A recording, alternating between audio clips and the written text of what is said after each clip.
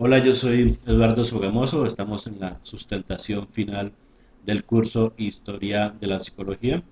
Pertenezco al grupo 40300168.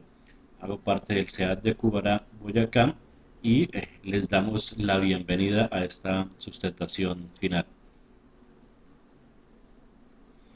Las raíces de la psicología tienen que ver con la filosofía, la fisiología y la biología.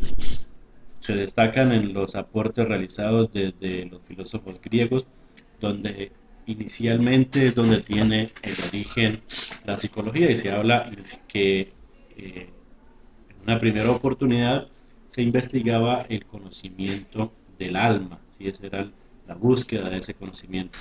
Luego los filósofos ahondaron en el conocimiento del ser, del comportamiento, de la conducta del ser humano, basados en las sensaciones y las percepciones. De igual manera, podemos decir que la fisiología y la biología han jugado un papel importante para el desarrollo de la psicología a través de la historia. Los aportes científicos buscaban examinar las bases fisiológicas y biológicas del comportamiento del ser humano. Entonces, ahí podemos verlos en los estímulos externos e internos. Unos se encargaron del estudio a partir de las sensaciones, los estímulos internos y externos, el comportamiento, la reacción del ser humano a determinados contextos, y el desarrollo que se fue dando en diferentes contextos y laboratorios que permitieron entonces ir construyendo unas bases teóricas para fundamentar la psicología. Los aportes desarrollados a nivel mundial para la construcción de una psicología científica son importantes. Vamos a conocerlos de la mano de autores de la psicología alemana como Wundt, Ebbinghaus y Müller. Su construcción estuvo permeada por fuentes fisiológicas, psicofísicas y filosóficas, que lo llevaron entonces a realizar un cuestionamiento de la psicología experimental, sus investigaciones en procesos consistentes dentro de su propio contexto. Mencionamos entonces el aporte desarrollado por Wundt, quien fue el fundador del primer laboratorio de psicología en Alemania en 1879, y fusionó la psicología experimental con la psicología etnológica, definiéndola como la psicología fisiológica. De igual manera tenemos que sus aportes fueron de los más dominantes en términos académicos en Europa, y fue el más adecuado a la epistemología sociológica. Podemos mencionar que Ebbinghaus fue un fisiólogo y psicólogo alemán que inició los estudios experimentales de la memoria y el aprendizaje. Él pudo descubrir la curva del olvido, que nos muestra cómo con el paso del tiempo la retentiva se iba perdiendo. De igual manera mencionamos a Müller, que fue uno de los que desarrolló investigación sobre la percepción visual, la psicofísica, el aprendizaje y la memoria. Estos fueron algunos de los aportes desarrollados por estos autores alemanes. Veamos ahora los aportes desarrollados por la psicología francesa en exponentes como Ribot, Charlotte, Janet, Dumas, Binet y Piron. Ellos aportaron elementos importantes como la psicología positiva, y su forma de progreso era el método científico, mediante la realización de análisis experimentales por medio de la hipnosis y los comportamientos emocionales mentales. Vamos a mencionar dos autores significativos de la psicología francesa, como es Ribot, quien nos hablaba que la psicología debe moverse entre lo subjetivo y lo objetivo. Él se convirtió en un defensor acérrimo de la psicología científica, y se pretendía a partir de este autor dar una fundamentación sólida de la psicología científica basada en el estudio de los hechos e independiente de la filosofía. De igual manera podemos mencionar a Janet, quien promovió una psicología patológica y terapéutica.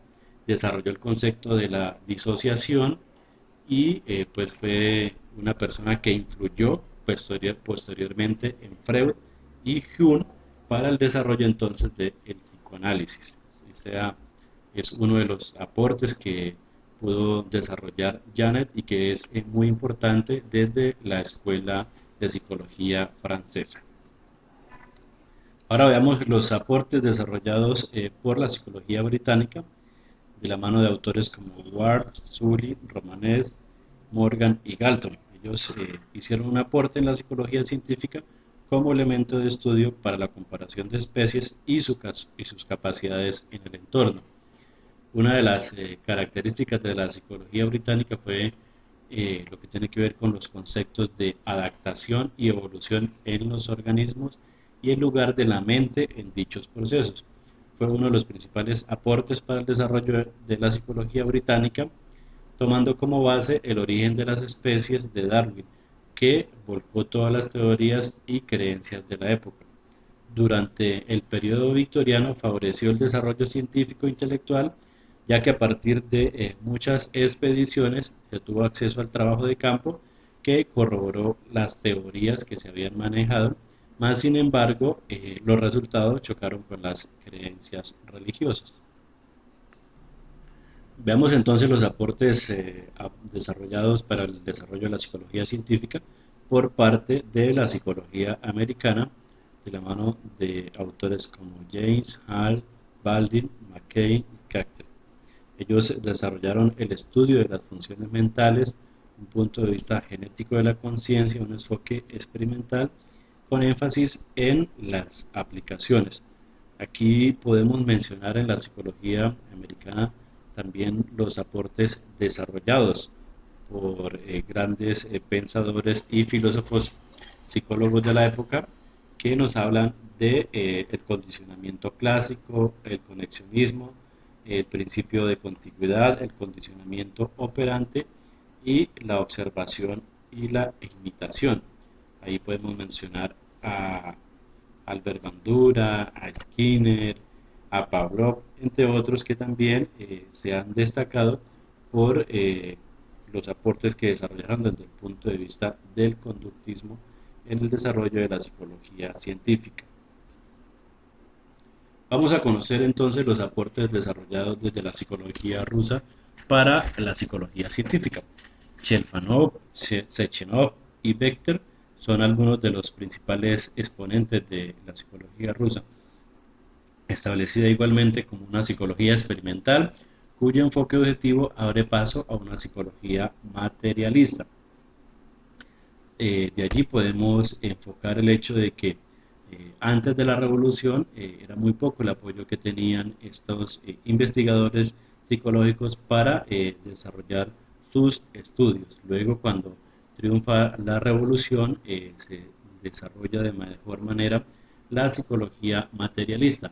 Básicamente, con el cambio sociopolítico ocurrido gracias a la revolución industrial, pues las ideas las teorías idealistas fueron desplazadas cada vez más por el enfoque materialista. Sechenov elaboró un modelo en el que abogar por la existencia de un centro de complicaciones entre el estímulo y la respuesta muscular. El trabajo de Sechenov, a pesar de tener dificultades por el apoyo gubernamental cuando llega Lenin al poder, pues se abre un aspecto para el estudio fisiológico de la actividad nerviosa superior y fue una influencia para la siguiente generación encabezada por Bechterev y Pavlov. Bien, hasta aquí hemos presentado rápidamente elementos que tienen que ver con la psicología alemana, francesa, británica, americana y rusa en la construcción de una psicología científica. Es importante conocer esta parte de la historia de la psicología en el programa de formación porque estamos hablando de las raíces, de los orígenes, de las bases que sustentan esos desarrollos que luego se vienen dando a nivel de cada una de las corrientes psicológicas que se fueron construyendo en el mundo. Entonces, por esa razón, considero es importante que se tenga en cuenta en el programa de formación de Carlos Felipe. El desarrollo de las escuelas psicológicas es importante en un programa de formación que tenga que ver con la historia de la psicología. Mencionaremos tres: la Gestalt, el humanismo y el cognitivismo. En el caso de la Gestalt, mencionamos algunos autores representativos como Wertheimer, Wolfgang, Kohler y Kotka.